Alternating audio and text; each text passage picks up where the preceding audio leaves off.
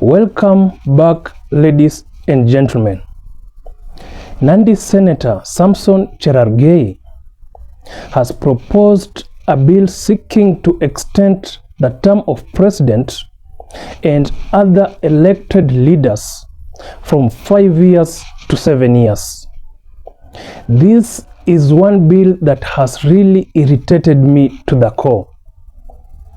A close look on this bill, I can confidently assure you that there is more than what meets the eye. Lest we forget, the protests on the Finance Bill 2024 began as what the political class thought were gimmicks and child play by Kenyans and dismissed their concerns in totality. That led to the loss of lives and property destroyed. We are awoke like never before.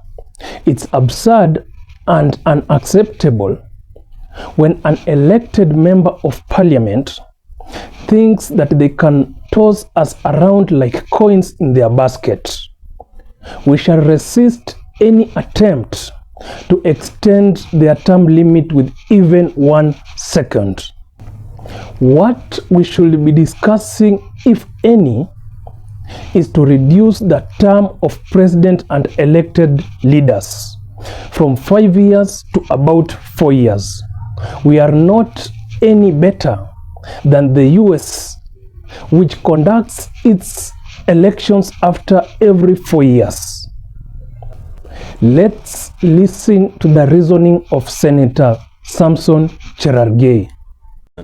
On the issue of a term limit, which Kenyans have opposed, it is important that I've heard Kenyans, others are proposing 3 years, 2 years, 4 years, 5 years, 7 years. I'm proposing 7 years. And many people forget and fail that this thing I'm mentioning was in NADCO report. I think people don't read the reports. In the NADCO report, they have proposed a similar extension of term limit. My reasoning is very simple. You know, Kenya, we have perpetual political mood. Even as we talk today, it is 2 years into elections. But the campaign mood and the politics that is happening across the country, you can imagine we're having elections next week. So one is to create time for delivery. Number 2 is to stop this aspect of campaign electioneering period for the 5 circle years. I can tell you for the remainder of this year, you will see politics. Next year, you will see politics. That will be that. If indeed, as a country, we have perpetual campaign mode, which is his opinion, then why extend the term limits? It's better to reduce it to say 3 years or 4 years, so that an elected leader is kept on toes for delivery. We have already given these guys 5 years, but in 5 years, they do nothing but loot and behave so arrogantly.